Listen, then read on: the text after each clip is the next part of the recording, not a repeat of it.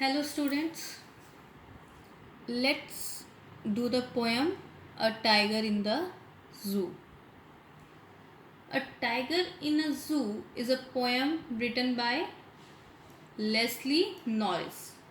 This poem explains the agony and helplessness of caged tiger that lives in zoo.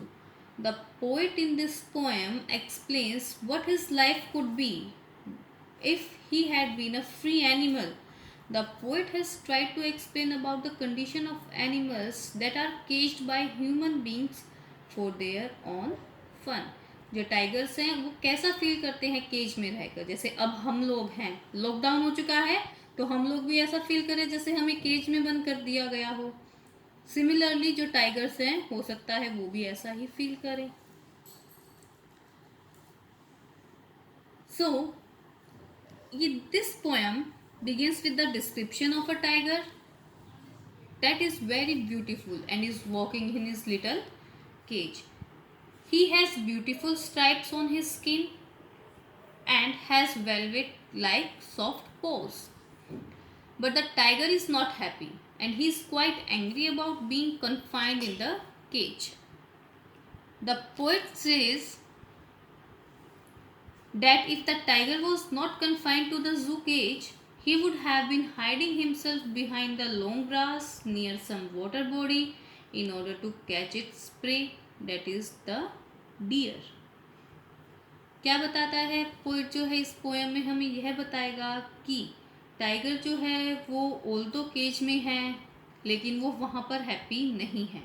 अगर वो बाहर होता, जू से बाहर होता, तो वो अपने आप को कहीं छुपाता, लॉन्ग ग्रासेस के पीछे छुपाता ताकि वो अपने खाने को, अपने प्रे को, जो वो खाना खाता है उसको कैच कर सके. और वो क्या होता है, उसका प्रे क्या है, dear. He would have terrorized the residents of the villages around the forest area. But the reality is totally opposite to this. He was confined in a cage which was made up of strong building material and he was helpless there. He could not show his power to the visitors, therefore never tried to terrorize them. Tiger is described as being powerless and agonized by the poet. He says that during night also he is alone, hearing the voice of patrolling vehicles of police and looking at the stars. The cage life has totally changed the tiger's personality. The poet is trying to say that the animal, which is famous for its fearlessness and freedom, is confined and sad due to the human beings who want to derive pleasure by looking at him in the zoo cage. So, this is the brief summary of the chapter. Now, let's continue with our chapter. He stalks. Stalks means follows. In his vivid stripes. Vivid, bright colored. Stripes, जो उसके ऊपर stripe होती हैं, धारियाँ. A few steps in his cage, on pads of velvet quiet, in his quiet rage. Pads means paws of the tiger. Rage means anger.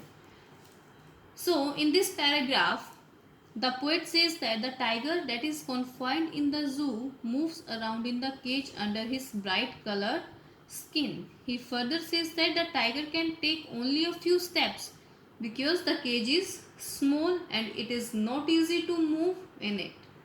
One cannot hear his footsteps because he has very soft feet like velvet, because of which there is no sound of the tiger's footsteps.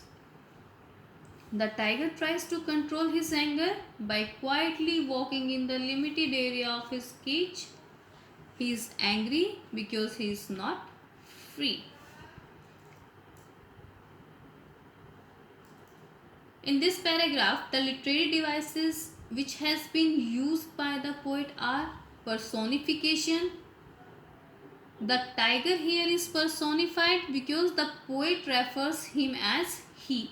उसको ही बोला गया है, इसलिए personification. Metaphor, tiger's paws are compared with velvet. Imaginary, poet tries to create an image about the tiger. He stalks in his vivid stripes the few steps of his cage. In this line, the poet has used the literary device, that is imaginary. Next paragraph.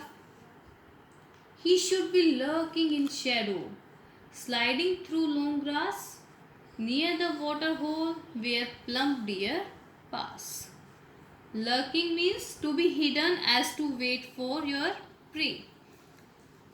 So, in this line, the poet says that if this tiger was free, he would have hid himself behind the long grass. अगर ये tiger जो है वो free होता तो वो अपने आप को छुपाता बड़ी बड़ी ग्रासेस के पीछे, वाटर बॉडीज के पास, ताकि वो अपने प्रे को इजीली कैच कर सके.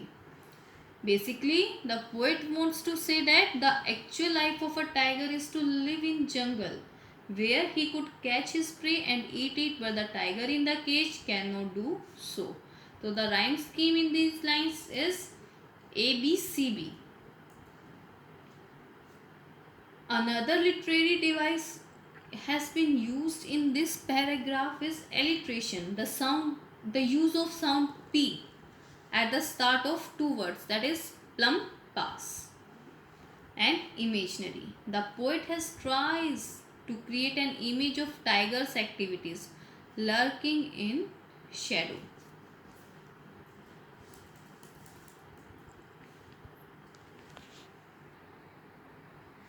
He should be snarling. Snarling means warning sounds made by animals around houses at the jungle's edge, baring his white fangs, his claws, terrorizing the village. Baring means uncovered. Fangs means sharp tooth of animals.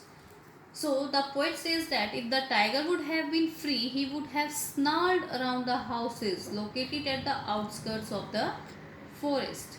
He would terrorize people with his sharp tooth and claws. He would create fear among the people living in the village. अगर tiger free होता तो वो स्नार करता, यानी कि warning देता लोगों को उनके घर के आसपास आकर, और लोगों को डराता अपने शार्प टीथ से, अपने क्लॉव से, और फियर क्रिएट करता लोगों के बीच में. But he is locked in a concrete cell, his strength behind bars, stalking the length of his cage, ignoring visitor. Concrete means building made of bricks, cement, sand and water. Now the poet comes to the reality of the tiger that is inside the cage. He says that the tiger is confined in a strong cell which is made up of strong building material. जो poet है वो ये दिखा रहा है कि reality क्या है टाइगर की, इनसाइड द केज. जब वो रियलिटी पे आ जाता है कि टाइगर कहाँ है, केज के अंदर है. टाइगर जो है वो स्ट्रॉन्ग सेल के अंदर, जो कि किसका बना हुआ है, कंक्रीट का बना हुआ है, उसमें जो बंधा हुआ है. He further says that as the tiger is behind bars, so his ferociousness is also behind the bars. जो उसकी डराने की आदत है, जो वो डराता है, वो भी किसके पीछे ही है, बार्स के पीछे ही हैं. He just stalks in the cage. He never tries to terrorize the visitor because his power is now restricted by the cage. Therefore, he never tries to terrorize the visitors as he cannot attack them. Rhyme scheme used in this paragraph is ABCB, bars, visitors, and another literary devices. The tiger is here personified because the poet refers him as he, and alliteration, use of the sound B at the start of two words, behind bars. Last paragraph. He hears the last voice at night, the patrolling cars, and stares with his brilliant eyes at the brilliant stars. Patrolling means to guard. So in this paragraph, the poet says that in the night the tiger hears the sound of the patrolling cars. Patrolling cars are the vehicles of police which are used to guard at night. So in the night the tiger hears the sound of these cars. He then stares at the shining stars with his shining eyes. The poet wants to say that the tiger is sad and he is confined in the cage, so he cannot do anything. Therefore, he stares at the stars in the night and tries to divert his thoughts towards them.